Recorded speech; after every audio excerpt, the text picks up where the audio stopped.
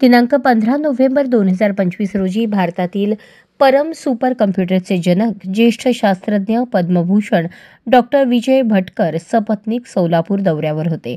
त्यांनी पोलीस मुख्यालय सोलापूर ग्रामीण येथे सदिच्छा भेट दिली.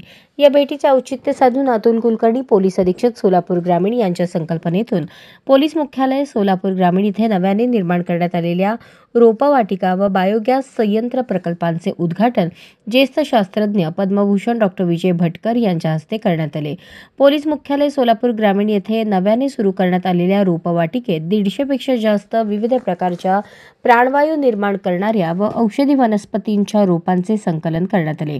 या उद्घाटनाप्रसंगी डॉक्टर विजय भटकर यांनी पर्यावरण समतोल राखण्यासाठी झाडांचे महत्त्व सांगून मोठ्या प्रमाणात झाडांची लागवड करणे आवश्यक असल्याचे मत व्यक्त केले.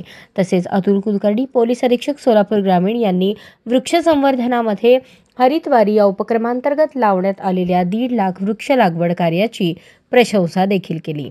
सदर कार्यक्रमावेळी सोलापूर जिल्ह्याचे पोलीस अधीक्षक अतुल कुलकर्णी, पोलीस उपअधीक्षक शिरीष हुंबे, पोलीस कल्याण शाखेचे निरीक्षक बाजीराव पोवार, राखीव पोलीस निरीक्षक कांबळे, इतर मान्यवर व पोलीस मुख्यालयाकडील पोलीस अंमलदार उपस्थित होते.